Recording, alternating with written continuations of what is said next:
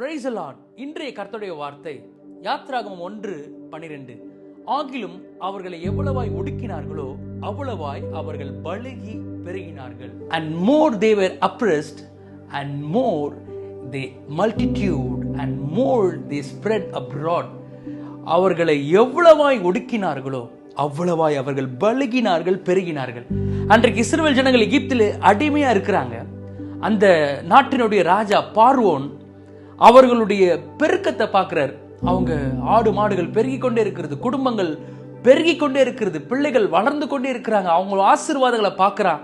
அந்த ராஜாவுக்கு மிகுந்த எரிச்சலும் பயமும் வருகிறது.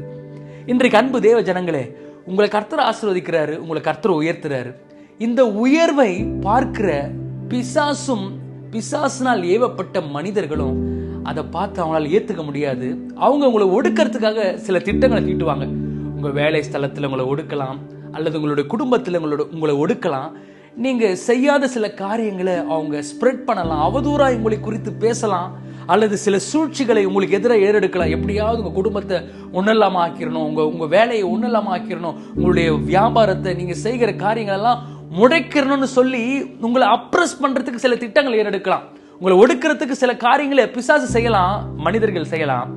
ஆனால் அன்றைக்கு இஸ்ரவேல் ஜனங்க அவங்க ஆண்டவரால் ஆசீர்வதிக்கப்பட்டவங்க. ஆண்டவர் அவங்களுக்கு ப்ராமிஸ் பண்ணியிருக்கிறாரு, நீங்க பலுகி பெருகுவீங்கன்னு சொல்லி.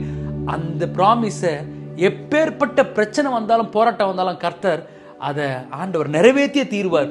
இன்றைக்கு ஆண்டவர் உங்களை பார்த்து சொல்றாரு, எவ்வளவாய் உங்களை ஒடுக்குறாங்களோ, எவ்வளவா நீங்க ஒடுக்கப்படுறீங்களோ அந்த அளவுக்கு கர்த்தர் உங்களை இந்த ஆண்டு பலுகவும் பெருகவும் பண்ணுவாரு.